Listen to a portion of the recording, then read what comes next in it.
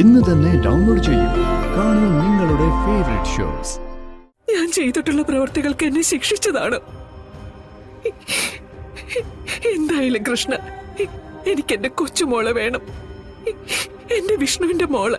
അവളെ ഇനി ഈ വീട് ഭരിക്കേണ്ടത്. ഡോക്ടർക്ക് മാത്രമേ എന്നെ സഹായിക്കാൻ പറ്റൂ.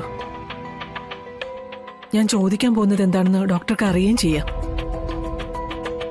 ചില കാര്യങ്ങൾ അങ്ങനെയാ. ഒന്നും വിട്ടു പറയാൻ ഞങ്ങൾക്ക് അവകാശമില്ല. പക്ഷേ സത്യമേ നിരാശയാക്കി വിടാൻ എനിക്കിനി കഴിയില്ല. ചോദിച്ചോളൂ, എന്താ അറിയേണ്ടത്? എനിക്ക് ഒരേ ഒരു കാര്യം മാത്രം അറിഞ്ഞാൽ മതി. സത്യശാലിനിയുടെ മകളാണോ?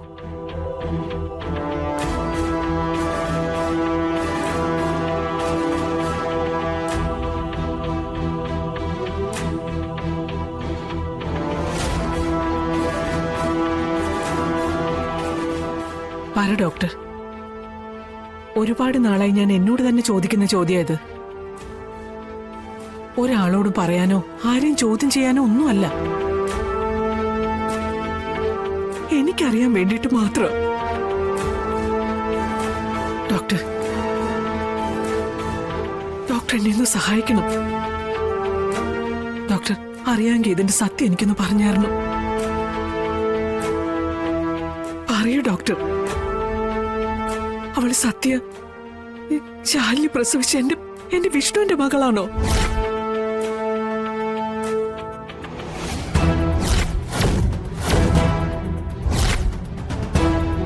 അതെ, സത്യ ശാലിനിയുടെയും വിഷ്ണുവിന്റെയും കുഞ്ഞ്.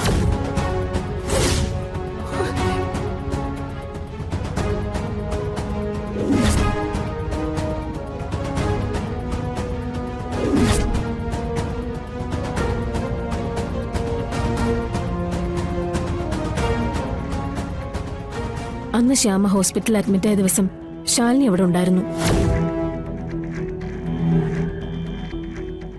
ശ്യാമ ഈ റൂമിൽ തന്നെയാണല്ലോ അല്ലേ? അതെ. ശാരദാമ്മ പിന്നെന്തിനാ അപ്പുറത്തെ റൂമിന്റെ മുന്നിൽ പോയി നിന്ന് കണ്ണീരൊഴുക്കുന്ന? ശാരദാമ്മേ, എന്താ ഇവിടെ?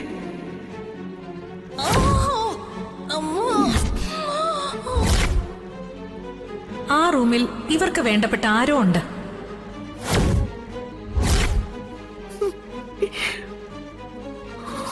സത്യാമ്മയുടെ കൊച്ചുമകള് തന്നെയാ സത്യ, വിഷ്ണുവിന്റെ മകൾ.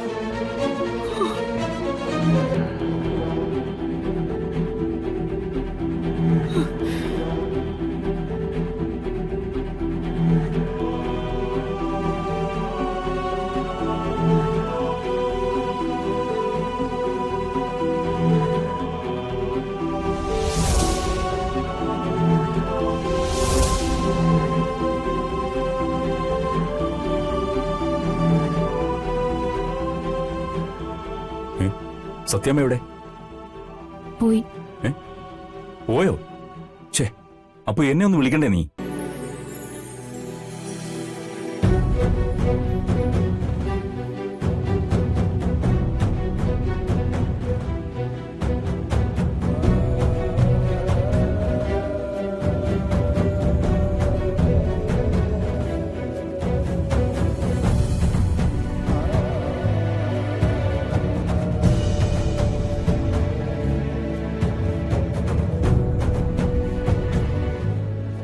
എന്താ അവർക്ക് പറ്റിയത്?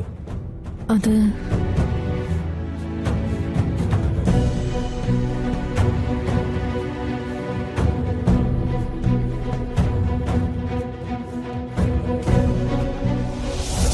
അല്പം ദൈവകോപം കിട്ടിയാലും വിഷ്ണുവിനെ ആ കൊച്ചിന്റെ അച്ഛനാവാൻ ഞാൻ വിടില്ല.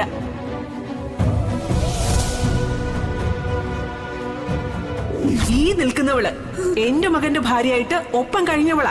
പെട്ടെന്നൊരു ദിവസം അവൾ ആരോടും പറയാതെ എങ്ങോട്ടോ പോയി. തിരിച്ചു വന്നപ്പോഴേ ഒക്കത്തൊരു കൊച്ചു. ഇനി ഞാൻ വിശദീകരിച്ചായിരുന്നു നിങ്ങളുടെ മകൾ ചെയ്ത തെറ്റെന്താണെന്ന്. പറയാൻ അറയ്ക്കും.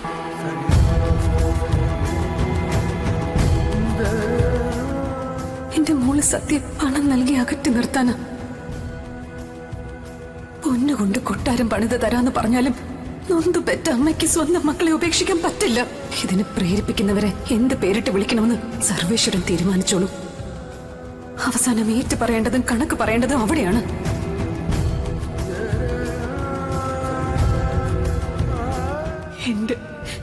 എന്റെ കൊച്ചുമോള സത്യം, എന്റെ വിഷ്ണുവിന്റെ മകൾ, എന്റെ അവകാശി. തെമ്മാടിത്തരം കാട്ടിയ ഈ കൈ കുട്ടിയുടെ മുഖത്തിരിക്കും. സത്യഭാമയാ പറയുന്നത്. സത്യഭാമ, സത്യഭാമ, സത്യഭാമ.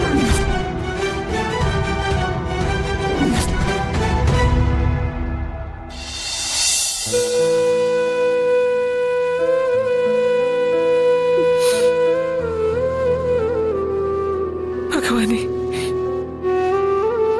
ചെയ്തു പോയതെല്ലാം പൊറുക്കാനാവാത്ത തെറ്റ്. അറിവുകേട് കൊണ്ട് പറ്റിപ്പോയതാ.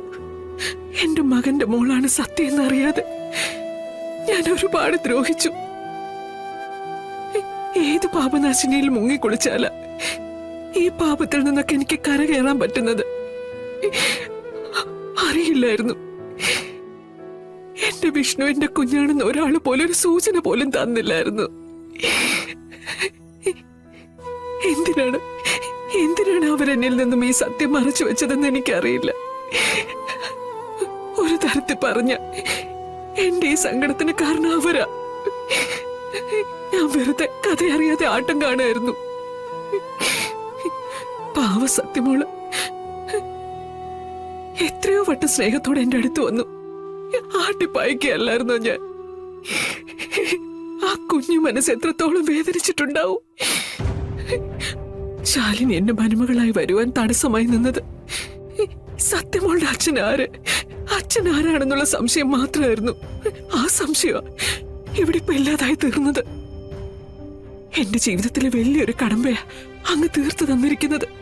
കുറെ നാളായി മനസ്സിൽ കൊണ്ടു നടന്നതിനുള്ള ഒരു ഉത്തരം. ഭഗവാന്, ഇതിന്റെ പേരിൽ ഞാൻ എന്റെ മകനെ എന്തെല്ലാമോ പറഞ്ഞിരിക്കുന്നത്. അവനും എന്നോട് സത്യം പറഞ്ഞില്ല. എല്ലാം അങ്ങേക്ക് അറിയില്ലായിരുന്നോ? എന്നിട്ടും അങ്ങനെ കൊണ്ട് ചെയ്യാവുന്ന ക്രൂരതകളെല്ലാം ചെയ്യിപ്പിച്ചില്ലേ? എന്തിനാ എന്നെ ഇങ്ങനെയൊക്കെ ആക്കിയത്? ഞാൻ ചെയ്തിട്ടുള്ള പ്രവൃത്തികൾക്ക് എന്നെ ശിക്ഷിച്ചതാണ്. എന്തായാലും കൃഷ്ണ, എനിക്ക് എന്റെ കൊച്ചുമോളെ വേണം. എന്റെ വിഷ്ണുവിന്റെ മോള്. അവളെ ഇനി ഈ വീട് ഭരിക്കേണ്ടത്. അവൾക്ക് വേണ്ടിയാ ഞാൻ ഇനി ജീവിക്കേണ്ടത്. എന്റെ കുഞ്ഞിന് ഒരാപത്തും വരുത്തല്ലേ കൃഷ്ണ. അറിഞ്ഞോ അറിയാതെയോ ചെയ്തു പോയ എല്ലാ തെറ്റുകളും പുറത്ത് മാപ്പ് തരണേ ഭഗവാനെ, മാപ്പ് തരണേ ഭഗവാനെ.